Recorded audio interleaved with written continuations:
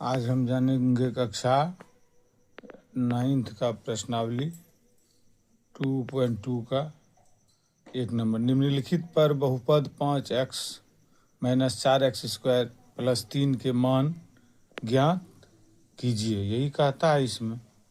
तो अक्सर क्या होता है कि बच्चा जानता है पर उसको उतारने में दिक्कत होता है, मतलब किस तरह बैठाना है, हिसाब को किस तरह प्रूव करना है, इसमें परेशानी हो जाती है। इसीलिए यह वीडियो बना रहे हैं। यहाँ दिया हुआ x बराबर 0, दिया गया x बराबर 0, तो बहुपद बराबर p कोष्ठ में देंगे x, जो चर है, जिसका मान बदलते रहता है। हम लोग जानते हैं चर का मान बदलते रहता है, मगर अचर का मान नहीं बदलता है। चर मतलब x y z कुछ भी, अचर मतलब जैसे 1 2 3 4 5 तो जानवे करते हैं। तो यहाँ दिया हुआ है 5x - 4x² + 3, जहाँ x का मान 0 दिया है, तो px की जगह फिर हम जो दिया हुआ है बहुपद उसको उतार देंगे, फिर p की जगह 0 रखकर फिर हम इस पर उतारेंगे। तो 5 गुना 0 - 4 गुना 0² जोड़ 3 जोड़ 3, जहाँ जहाँ x था, चर था, उस पर 0 बैठा दिए हैं, फिर उसको सॉल्व किए हैं।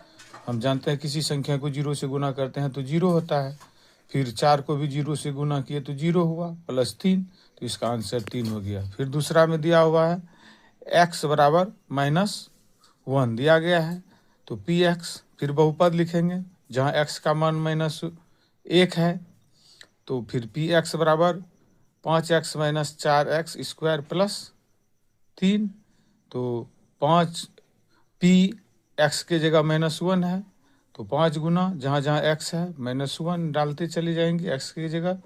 फिर इसको जब हम प्रक्रिया करेंगे तो 5 गुना -1 बराबर -5, 4 -4 1 को स्क्वायर में लिखेंगे तो -1 गुना -1 बराबर प्लस में हो जाएगा, अब +3, तो -4 और -5 दोनों जुट के -9 हो जाएगा, जोड़ 3 बराबर -6 बचेगा।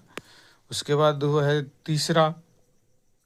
तीसरा है कि x का मान दिया हुआ है 2, दिया गया है बहुपद में px बराबर 5x - 4x² + 3, जहाँ x बराबर 2 है, जहाँ x बराबर 2 है, x बराबर 2 है, तो p x की जगह 2, फिर 5 को 2 से गुना किए, जहाँ जहाँ x है वहाँ 2 बैठा दिए हैं। तो हम जानते हैं 5 गुना 10 बराबर 10, 4 गुना 2² तो 4, 2 दूना 4 हुआ, +3, तो 10 - 16 जोड़ 3 बराबर 13 - 16, तो 13